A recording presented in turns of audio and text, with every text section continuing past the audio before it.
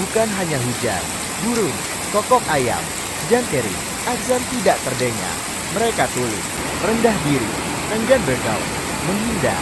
Jangan biarkan kemampuan kognitif bisa menurun, frustasi, paranoia, atau depresi. Saatnya bertindak. Pakailah alat bantu dengar. Jangan malu. Memang perlu waktu penyesuaian.